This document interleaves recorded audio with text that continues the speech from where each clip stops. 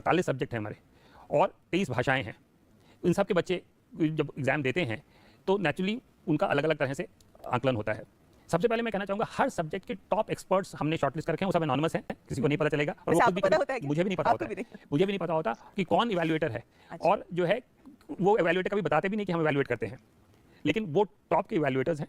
वो सबसे पहले जो किसी भी सब्जेक्ट, मैं किसी सब्जेक्ट को ले रहा हूँ, उसकी एक तरह से कुंजी बनती है, आंसर की क्या क्या पॉइंट्स हमें बनाने हैं, उसको बनाने की भी प्रक्रिया है। 2-3 लेवल के एक्सपर्ट्स उस कुंजी को वेट करके फाइनल करते हैं कि ये कुंजी है जो हर इवैल्यूएटर के पास रहती है कि अब आप आंसर को इस कुंजी के तहत जांच करिए। तो एक पहले first level of standardization is introduced. उसके बाद जब इवैल्यूएटर चेक करता है उसके ऊपर 2 लेवल के रिव्यूज़ हैं जो उनके इवैल्यूएशन को चेक करता है कि क्या वो सभी कॉपियों को एक समान मापदंड से देख रहे हैं, क्योंकि इवैल्यूएशन करने वाले बहुत सारे लोग होते हैं, तो यू हैव टू इंश्योर कि उनमें एक यूनिफॉर्मिटी रहे। और जो हाईएस्ट लेवल के इवैल्यूएशन पे इन सबको एक सब्जेक्ट के जितने भी स्टूडेंट्स होते हैं उनको एक यूनिफॉर्म बेंचमार्क में ले आया जाता है। ये तो हो गया with in a subject you ensure that everyone is graded on the same level. दूसरा मुद्दा है कि अब ये तो आपने मान लिया हिस्ट्री में है आपका हो गया, आप इंजीनियरिंग में है, आप मैथ्स में आपका अलग अलग इवैल्यूएशन हो गया, सब एक ही लेवल पे एडजज हो गए। उसके बाद जब इन सब की लिस्ट कंपेयर करेंगे तो आप हिस्ट्री में हो सकता है लोगों के कम नंबर हों या किसी दूसरे सब्जेक्ट में कम हो, तीसरे सब्जेक्ट में ज़्यादा हो।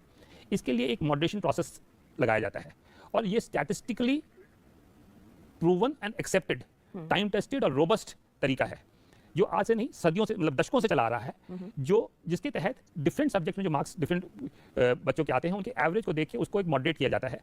एवरेज केवल एवरेज नहीं देखते, उसमें और भी स्टैटिस्टिकल फॉर्मूला लगाया जाता है। इस बारे में किसी को मॉडरेशन के बारे में बहुत सारे रिव्यूज़ हुए हैं, लोगों ने इसको देखा है, समझा है और जांचा है कि इससे बेहतर तरीका शायद नहीं लगाया जा सकता इस स्केल के ऑपरेशन के लिए। यहाँ तक कि सुप्रीम कोर्ट ने भी इस पर अपनी अप्रूवल की स्टैंप लगा रखी है। तो ये एक well accepted, time tested, robust तरीका है जिसमें मॉडरेशन होता है और इसके हिसाब से सारे तो आपको हो सकता है कुछ एक सब्जेक्ट में कुछ मार्क्स आए हों और दूसरे कैंडिडेट दूसरे सब्जेक्ट में मार्क्स आए, मॉडरेशन के बाद उनको एक सिंगल मेरिट लिस्ट में ले आया जाता है।